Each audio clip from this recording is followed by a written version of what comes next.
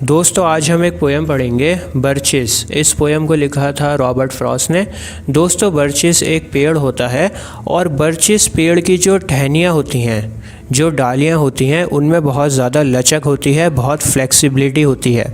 और दोस्तों लचक की वजह से वह डालियाँ झुक जाती हैं लेकिन टूटती नहीं हैं। जैसा आप अपनी स्क्रीन पर देख सकते हैं, इस पेड़ की डालियाँ झुकी हुई हैं लेकिन फ्लेक्सिबिलिटी की वजह से ये डालियाँ टूटती नहीं हैं। तो इसी पेड़ के बारे में रॉबर्ट फ्रॉस्ट ने अपनी पोएम में बताया है।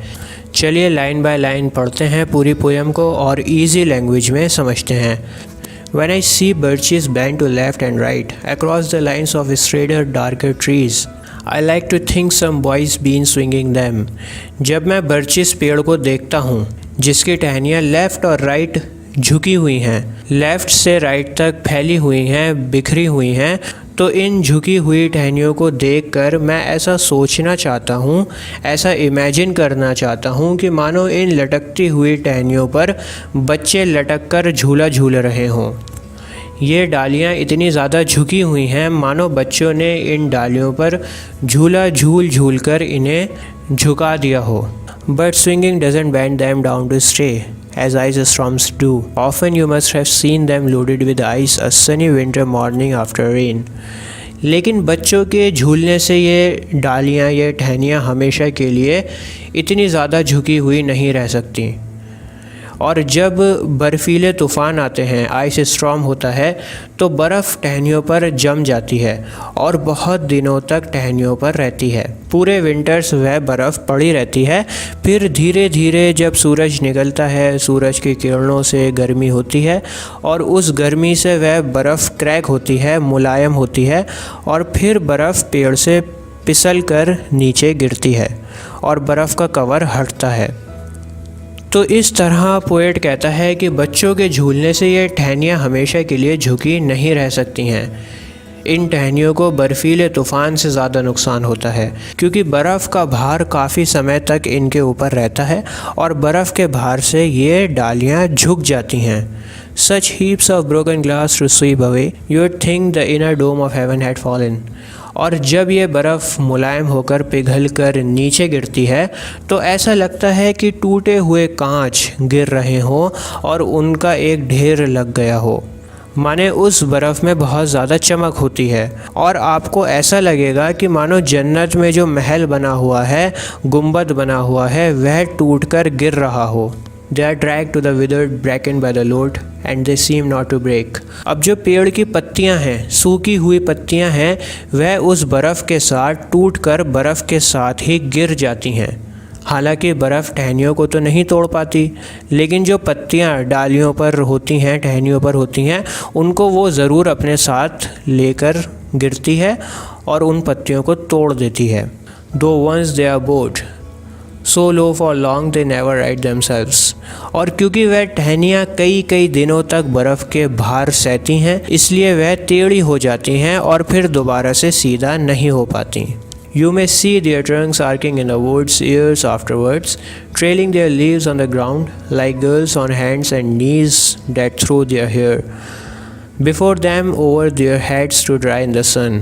दोस्तों अब पोएट कहता है कि जब बर्चिस पेड़ पर से बर्फ़ हट जाती है तो उसके ऊपर नमी रहती है, मॉइस्चर रहता है, बर्चिस गीला रहता है, तो ये पेड़ इस तरह से अपने को सुखाता है, इस तरह से मॉइस्चर को सुखाता है जैसे मानो लड़कियां अपने बालों को खोलती हैं आगे की तरफ झुककर। आगे की तरफ बालों को झुका लेती हैं, उन्हें सुलझाती हैं, उनका मॉइस्चर को सुखाती हैं सूरज के सामने। इसी तरह से ये बर्चिस का पेड़ भी बिखर जाता है लड़कियों के बालों की तरह। जिस तरह लड़कियां आगे झुककर अपने बालों को सुखाती हैं, ये पेड़ भी झुका हुआ होता है और अपने मॉइस्चर को सुखाता है। But I was going to say when truth broke in with all her matter of fact about the ice storm. अब दोस्तों इस पोएम की शुरुआत में पोएट कहता है कि बर्चिस की जो टहनियाँ हैं उसे मानो किसी बच्चे ने झुलाकर टेढ़ा किया हो। लेकिन वो एक इमेजिनरी बात है, उसमें कोई सच्चाई नहीं है, वो सिर्फ पोएट ने एक इमेजिनेशन करी थी। लेकिन इसके बाद पोएट ने जो बर्फ़ वाली बात बताई है कि बर्फ़ के तूफ़ान से किस तरह पेड़ की डालियों पे बर्फ़ जम जाती है और पेड़ की डालियों को वो बर्फ़ झुका देती है, तो ये बात सच थी, ऐसा हकीकत में होता है, इसमें कोई इमेजिनेशन नहीं है।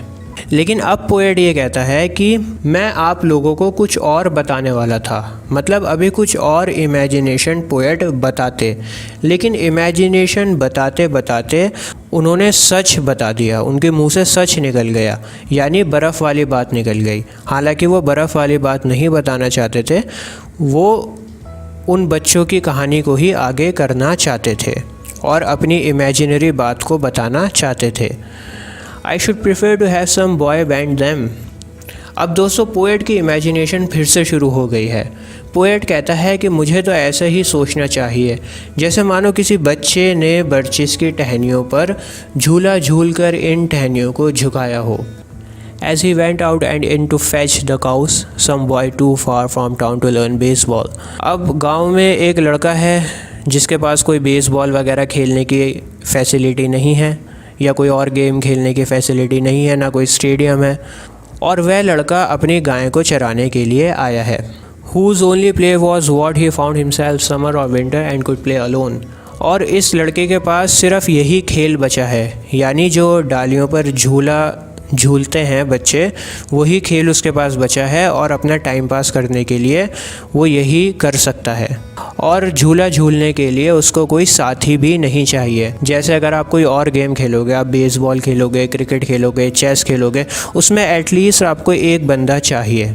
लेकिन टहनियों पर झूलने के लिए आपको किसी की ज़रूरत नहीं है, एक अकेला बंदा ही झूल सकता है और मज़े कर सकता है। विंटर हो या समर, कोई से भी मौसम में टहनियों पर झूला जा सकता है। One by one he subdued his father's trees by riding them down over and over again until he took the stiffness out of them। एक एक करके उन्होंने अपने फादर के सभी पेड़ों को झुका दिया है टहनियों पर झूल झूल के, और वह तब तक झूलते हैं जब तक कि वह डालियाँ अच्छे से ढीली नहीं हो जाती, अच्छे से मुड़ नहीं जाती। And not one but hung limp, not one was left for him to conquer। और सभी डालियों पर झूल झूल के उन्हें झुका दिया है, एक भी डाली बाकी नहीं बची है।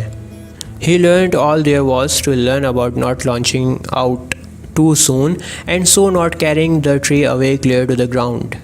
और ये बच्चे अब डालियों पर झूलने में एक्सपर्ट हो गए हैं। उन्हें पता है कि वह झूला झूलते हुए सबसे ज़्यादा लुत्फ़ कैसे उठा सकते हैं, क्या वो चीज़ है जिसे करने में उन्हें सबसे ज़्यादा मज़ा आएगा, उन्हें कैसे ऊपर चढ़ना है, कैसे बैलेंस बनाना है, कैसे झूलना है, कितनी देर तक झूलना है और कब कूदना है ताकि सबसे ज़्यादा मज़ा आए। इन्हें सब पता है, they have become expert in it.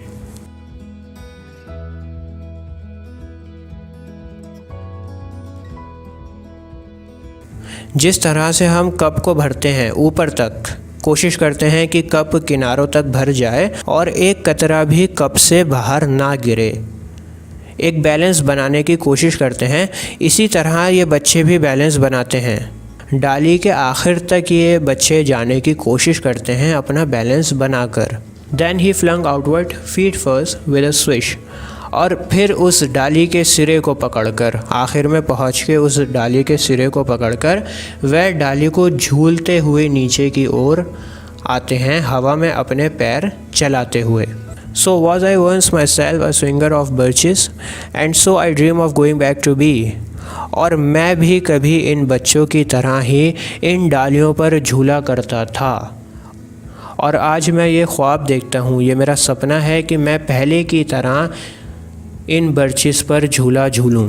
It's when I'm weary of considerations and life is too much like a pathless wood, where your face burns and tickles with the cobwebs broken across it and one eye is weeping from a twink's having lashed across it open। और मैं तब बर्चिस पर झूला झूलने की कोशिश करता हूँ, सोचता हूँ जब मैं बहुत स्ट्रेस्ड होता हूँ, बहुत परेशान होता हूँ, मेरे ऊपर बहुत सी जिम्मेदारियाँ होती हैं और मैं थक चुका होता हूँ और मुझे ज़िंदगी में कोई रास्ता नज़र नहीं आ रहा होता। और जहाँ मेरा फेस बर्न होता है, यानी बहुत मेहनत मैं करता हूँ और मेरे चेहरे से मकड़ी के जाले टूटते हैं। बेसिकली पोएट यहाँ पर बताना चाह रहा है कि मैं फंस गया हूँ, कोई रास्ता नज़र नहीं आ रहा और मैं भटक रहा हूँ जैसे एक इंसान जंगल में भटकता है। मेरा चेहरा सूरज की किरणों से जल रहा है और मैं मकड़ी के जालों को तोड़ रहा हूँ और मेरी एक आँख में भटकते भटकते कोई चीज़ लग गई है जिसकी वजह से एक आँख से पानी निकल रहा है। I would like to get away from earth a while and then come back to it and begin over.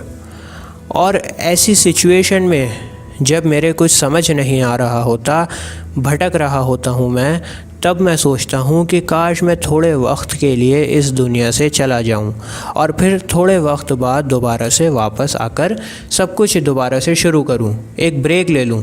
May no fate will fully misunderstand me and half grant what I wish and snatch me away not to return.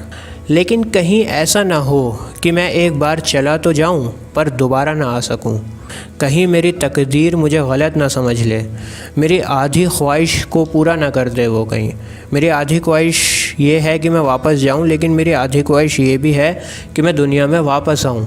तो कहीं ऐसा ना हो कि मेरी तकदीर मेरी आधी ख्वाहिश को पूरा करे, मुझे भेज तो दे लेकिन मुझे वापस ना भेजे। मैं जाना तो चाहता हूँ लेकिन थोड़े वक्त बाद मैं वापस भी आना चाहता हूँ। Arts the right place for love, क्योंकि दुनिया ही सही जगह है रहने के लिए, यहाँ हमें प्यार मिलता है। I don't know where it's like to go better, I would like to go by climbing a birch tree. और अगर दुनिया से बेहतर कोई जगह है तो उसके बारे में मुझे नहीं पता। अगर वाकई में कोई ऐसी जगह है जो दुनिया से बेहतर है तो उस जगह मैं इन बर्चिस की डालियों पर चढ़कर जाना पसंद करूँगा। And climb black branches of a snow white trunk toward heaven till the tree could bear no more. Toward heaven का मतलब यहाँ पर आसमान की ओर है। तो पोएट कहता है कि मैं ऊपर की ओर चढ़ूँ और तब तक चढ़ूँ जब तक कि ये पेड़ मुझे संभाल सके, सह सके। But dripped its top and set me down again. और फिर आराम से वह पेड़ मुझे नीचे की ओर छोड़ दे और मैं झूलता हुआ नीचे आ जाऊं। That would be good, both going and coming back. और बर्चिस पेड़ पर चढ़ना और फिर धीरे से वापस ज़मीन पर आना, दोनों में मज़ा आता है। One could do worse than a swinger of birches. और अगर मैं अपनी परेशानियों को थोड़े वक्त के लिए दूर करना चाहता हूँ, अपनी परेशानियों को भुलाना चाहता हूँ, तो सबसे बढ़िया है कि मैं बर्चिस के पेड़ के ऊपर झूलूँ।